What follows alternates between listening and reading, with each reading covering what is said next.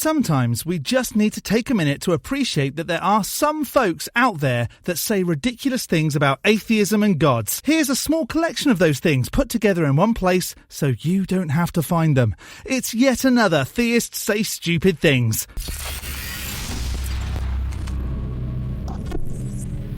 Hello, I'm the Skeptic, the British floating circle that watches people make extraordinary claims, and then I explain why I don't accept what they're saying. Why do theists constantly say silly things about atheism? Is it because they don't really understand atheists, or is it more that they're so deep into their belief they genuinely can't understand why others don't accept their position? We may have some folks from previous videos here, but you can be sure of one thing: these God believers do say some ridiculous things. Before we dive into some more silliness, if this isn't your first Skeptic video, hit the like, the subscribe and the bell, and let's see if the algorithm can not be too silly in what it suggests for your feed. And a super thanks to those that hit super thanks in some recent videos: New Pitbull, Condor Boss, Kevin, Mikael Lundgren, Megatron Jenkins and Robert the Atheist. Lisa the Rainbow Giraffe bestows leaves upon you all.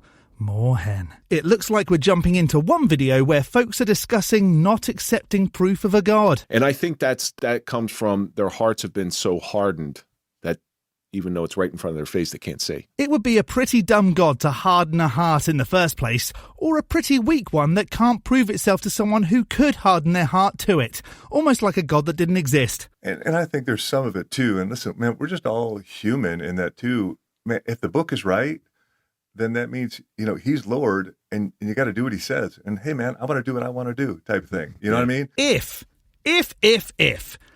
the book is right, it means it may exist. It doesn't necessarily mean that the being should be worshipped or you should do what it says, like killing your own children or killing other people's children or taking virgins for your own. Well, that's so the spiritual people. That. That's spiritual people. Yeah. But I don't want the Bible to be, there's a lot of people that don't want it to be true just for that reason, because then I got to do what it says. Fortunately, I don't not believe for that reason. I'm just not convinced that the claims in the Bible have anything substantial to back them up. And so there's a lot of, I think if you really were to go on a journey, the Bible, there's no other piece of literature or anything that even comes close to standing up to the veracity and the historicity of the Bible. There's nothing that comes close to it. I think Christianity lends itself to the atheist. All right. So one of the people who you quote all the time, C.S. Lewis, atheist, right? Came to know Jesus. Mm-hmm. Jordan Peterson, who I'm a big fan of Jordan Peterson, and we've been talking about this for years where, hey, the Lord's pulling on him. The Lord's pulling on him. He is now a huge believer. Russell Brand, who was Mr. Mystic and he came to Jesus. I'm not sure about C.S. Lewis, but Jordan Peterson has some very silly things to say about gods, and I'm pretty sure Brand only found a god because he was getting a lot of heat for his debauchery and needed to find a way to turn a new leaf. Joe Rogan, who is Mr. I want to do whatever the hell I want to do, he's getting pulled. Yeah. He's getting pulled. He said something on a show the other day, and I just saw the clip of it where he said, even if you're not a Christian, you should live like a Christian, which means with those good morals and good values and try to do the right thing and be a servant and all the good things that Christianity brings. And own and beat slaves, and be a homophobe, and read a book that has glaring contradictions, and judge bodily autonomy, etc., etc. So it's funny how all these heavy-duty, very intelligent atheists, the smartest man in the world has an IQ of 220. He looks like a normal average. He looks like Jimmy Flanagan, mm-hmm. All right, the deacon of the past deacon of our church. He looks like him, and he talks about God. He goes, God has to exist, and here's why. And he scientifically breaks this stuff down, and you're like, oh my God, this is the smartest man in the world. Smart people can be convinced of things that are wrong. It doesn't demonstrate the truth of something. That was silly. Next. So atheism fails in many ways. We can look at the pragmatic failure of atheism. Atheism makes society worse. We can look at the moral failure of atheism. Or we can look at the aesthetic failure of atheism, where I'm handsome and everything, and the average atheist looks like this. Oh, this guy again. And where did he get that photo of me? I'm joking. Don't take that seriously. But today we're going to talk about the intellectual and philosophical failure of atheism. And it basically goes like this. Atheism fails to account for transcendental categories that are necessarily presupposed to even have knowledge, to be able to reason, and to be able to have a worldview at all. Did you just learn some new words again, Luca? What on earth are you talking about? So these things presuppose any evidence, any intellectual reasoning that we do, and these things actually have to be justified, and atheism fails to do this. It's not on the atheist to justify anything other than, this doesn't convince me. Unless you want an atheist to justify why you believe in a god, which would just be silly. But it's not clear because you're just saying lots of words at the moment. So when atheists ask, where is your evidence? Well, this is the evidence. The evidence is that for you to even be able to have evidence and to have reasoning, for you to be able to investigate any evidence is the evidence for God's existence. What? The evidence is having to ask for evidence? Well, you might be handsome, but words are not easy for you, clearly. So these transcendental categories include things like logic, things like uniformity of nature. Like, these things are not empirically proven. These things have to be assumed to even do science at all. And these things have to be justified in worldview. Well, justify them with a god then. Go! I'm waiting because it's been pointed out thousands of times that the existence of nature doesn't need a god. A lot of atheists have said that they don't have to justify these things. Like, I don't have to justify anything. But yes, you actually do have to justify these things to have a coherent worldview. If you can say that you assume these things for pragmatic reasons, well, of course you have to assume these things to live your life at all. What things? If you could be specific, then I might have a better chance of saying something. Though we still know that the atheist worldview, and I don't use that term seriously, is just that there's no need for a god. But that doesn't justify them. Just because you have to assume them doesn't mean that you can just not justify them. That is being arbitrary. And this actually makes the argument stronger, because these are necessary, which makes the existence of God necessary. I'm not saying it's likely that God exists. I'm saying God has to exist. Okay, let's say for 1 second that what you're saying is true. How do you know it's your God and that it wasn't necessary for Lisa the rainbow giraffe leafy upon her to have farted the universe into existence? This is what makes the transcendental argument for God, which this basically is, so strong. And now if you get back to the most common answer that I get from an atheist, and I've been getting these comments on all my videos, where an atheist says, I don't have to justify anything. You're creating a problem that doesn't exist. Well, if you don't have to justify your necessary beliefs, then why cannot I just say that this exists and I don't have to justify it and it's true, just like you say you don't have to justify anything and it's true? Because you're saying it was a supernatural entity. That's a special kind of jump that needs some special kind of evidence to support it, bud. This leads to epistemic nihilism, which is a self-refuting position. So this was a short video. I wasn't doing exhaustive argumentation in this video. This video was probably too short. It lacked content. It was basically you saying this is true because I believe it, which won't get us anywhere. But if I made like exhaustive argumentation, this video could be like 1 hour long or even more. If you want more information on this, then here are some videos. The person I learned this from the most. I mean, there are many people that I've watched and I've studied for this transcendental argument for God, but the main person is Jay Dyer. So there are some videos from Jay Dyer that you can watch. If you like this video, you're interested in philosophy, you're interested in societal critique, you're interested in self-improvement, you're interested in Christianity, then subscribe to my channel. And I'll see you tomorrow. If you're interested in philosophy, I'll tell you what to believe and blah, blah, blah. Okay, but maybe spend some time on a script, Luca. We might get somewhere. Next.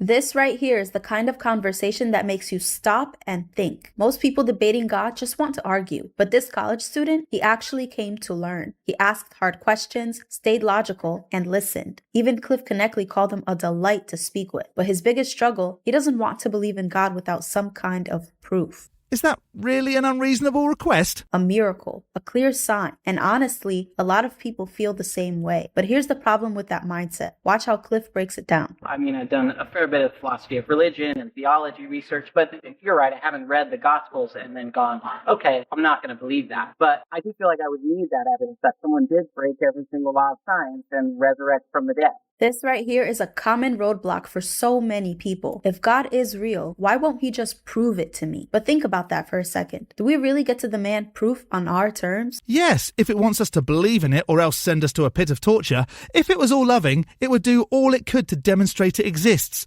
Asking for that is a very reasonable request. Do we get to tell an all-powerful, all-knowing God how he should reveal himself? Cliff makes a really powerful comparison to help explain why this is a dangerous game to play. Watch this. God, if you exist, bingo, right now, I want to hear the voice from up there. Okay, that's a dangerous game. That's very similar to the guy who looks into the face of the girl who says, I love you, and says, oh yeah, prove it, have sex with me. And if you don't have sex with me, you don't really love me. There's a difference in demanding sex and demanding for proof of the supernatural. You see, we can't demand that another person express their love for us or that they're really real by playing that type of game, putting up those demands. Person? No. Undemonstrated sky being that will ensure you get tortured for eternity if you don't accept it's real? Yes. Real love doesn't work like that. You don't test someone's love by saying, if you love me, do this right now. It's not if you love me, though. It's if you want me to love you and accept you exist. Big difference. That's not how relationships work. Love is freely given, not forced. I've got to allow you to reveal yourself to me as you choose, not as I dictate. Well, the same with God.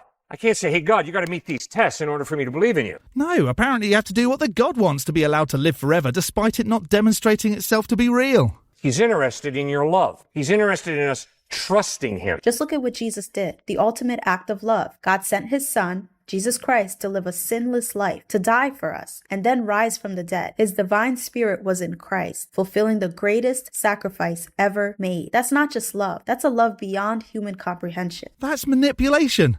Look what I did for you. I deserve your love. Sorry, Godfrey. Sorry, Jeebus. I didn't ask you to do that. That's on you, losers. But what sets Christianity apart from other religions? Why trust Jesus over anyone else? Let's listen to this next part. I think there's that same exact statement from many other religions, from the Buddhists, et cetera. So what you're saying is that because Jesus resurrected, he is above all those other religions, or at least Christianity. He's more reliable. More reliable, but it's never been proven that zombie cloud herder son actually did come back from the dead. And folks have been waiting for GZC to come back for centuries. He still hasn't shown up. That seems pretty unreliable to me. Jesus said it himself. I am the way, the truth, and the life. No one comes to the Father except through me. So the real question is, are you searching for truth or just what feels comfortable? I'm just searching for what could be demonstrated, love. Okay, but sir, study Buddhism. It's impossible in Buddhism for God to love you because God is not a personal being. It takes a personal being to love. One. Exactly. This is what I respect about Cliff and Stuart Connectly. They don't just tell people to blindly believe in Jesus. They actually encourage people to seek truth, because when you do, Jesus always wins in the end. And that's the thing about truth. It doesn't change based on what we feel. Let me know your thoughts in the comments. Here's a comment. Truth is true regardless of how you feel one way or another. But the only way you can accept Christianity at the moment is with a feeling, because there's no evidence outside of the claims of the Bible or that haven't been refuted a gajillion times that supports the truth of that religion. Next. Are you an atheist? Yes, I am. No one told you that you can have scientific proof of God's existence in 30 seconds? No one said that to you? No one has ever said that to me. Well, I'm saying it to you now. The good old Ray Comfort God salesman technique. Go on then, Ray. Oh, okay. Well, I'd love to hear what the 30 seconds... Firstly, I'd like to ask you about your faith. Yes. Do you really believe the scientific impossibility that nothing created everything? No, because you'd have to demonstrate that everything was created and that there was indeed a nothing that everything came from. I'm not saying there was nothing in the beginning, but an atheist defaults to the fact that there was nothing that gave us flowers and birds and trees and seasons and fruits and babies and puppies and kittens and the marvels of the human eye, the miracle of childbirth, human brain. Everything was created by nothing, which is insane. It's scientifically impossible. Do you really believe that? Right, which is why atheists don't say that, and why it's theists that say everything came from nothing with a magic poof from an undemonstrated cloud wizard. I wouldn't put it that way. I'd say, first of all, it's, for all I know, I give a small chance that there is a God or something we would call God that caused things to happen. You know, something created the Big Bang and that became a process and everything came up. Totally possible. So maybe not an atheist, but another of Ray Cumfart's plants that lots of folks suggest is the case. Got it. And this is the proof of God's existence in 30 seconds. Okay. Dennis, every building is proof of a builder. No building built itself. The builder could have died 500 years ago, but we know there was a builder because buildings cannot build themselves. Every painting is proof of a painter. The painter could have died 1,000 years ago, but we wouldn't say the painting painted itself. So creation is absolute scientific evidence that God exists. You can see the genius of God's creative hand even when you look in the mirror. So yet another 30 seconds of the watchmaker argument. Ugh. That does seem to be Ray's go-to, and despite it being refuted a ton of times, he still clings to it. I've mentioned it a few times too, but I'm being lazy now, so go through some of my old videos if you want to hear me ruin a coherent explanation for why that argument is silly. Your eyes have got 137 million light-sensitive cells, focusing muscles that move an estimated 100,000 times a day. You blink, and if you didn't blink, your eyes would dry up like little raisins. You've got salivary glands, you've got an esophagus, you've got an epiglottis that keeps you alive. Without the epiglottis doing its work, you'd be dead because you'd eat food into your lungs. Surely a sensible creator would have moved those things far apart so as to not create a choking hazard. If there was a creator, it would be pretty stupid. And so we're fearfully and wonderfully made. So now do you know God exists? No. Well answered, Dennis. No doubt Ray will now call him a fornicating, adultering something or other, like he usually does. Seashore developed over millions of years, as did my eye, as did my brain, as did every species. It evolved over a long period of time. Can I just butt in there and say, yeah, that's the supposed process, but you're not saying where the materials came from in the beginning. And I'm saying, in the beginning, God created the heavens and the earth. And I'm going to ask you a very revealing question. Could it be that you're doing things that you know that God would frown upon, immoral things, and that's why you deny his existence? I don't believe in a God, so I can do the things that God doesn't want me to do is the most ridiculous thing ever. Sure, I want to eat shellfish and charge interest on loans, wear mixed fabrics and all that rubbish. And that's why I don't believe in a God. Yeah, no, that's dumb. Sure. The Bible is filled with wonderful wisdom, and if you want a good study Bible, we have the Evidence Study Bible, which is packed with over 200 questions commonly asked by non-Christians and much more. You can get this at livingwaters.com or wherever good books are sold. I don't want to give Ray money, but I really want to read that book. Just for laughs. Yeah, whatever. Next. How do you prove that God exists without using the Bible? With science. Oh, of course, science. Why didn't anyone else think of that? It seems so obvious, since science is used to explain pretty much everything. For the past 30 years, most scientists agree that the universe had a beginning with the Big Bang. If space-time and matter had a beginning, then whatever created space-time and matter can't be made of space-time and matter. But if space-time and matter came from itself because there was already space-time and matter, then you don't need a creator, you just need space-time and matter. No creation, just what is. So the cause must be spaceless, timeless, immaterial, powerful to create the universe out of nothing, personal in order to choose to create. Cause would also have to be intelligent, to have a mind in order to make a choice. Who do you think of? People will say God. So what do you think of that argument? What do I think? Lame. Because you're just accepting that everything was created. You have to demonstrate it was, and not go, well, I can't explain it, so it must be a God. Once you demonstrate creation, we can then work out what created it. Until then, no creation. Yes, of course, any idiot knows that God exists. Oh, that makes sense. You have to be an idiot. And that wasn't my wording. That was this guy's. But you can't know which God without the Bible. Just like you can't really know me unless I tell you about me. The Bible is God saying, this is me. Isn't the Bible a book claiming that that is it? It really does seem like they'll believe anything if it's written in the Bible. I wonder who tore out the page that says, this is fiction, idiot. Again, not my word. If you want to know God more, subscribe now. There you go then. Subscribe to Know a God, because a God proves itself through YouTube now. At least it's moving with the times, I guess. Next.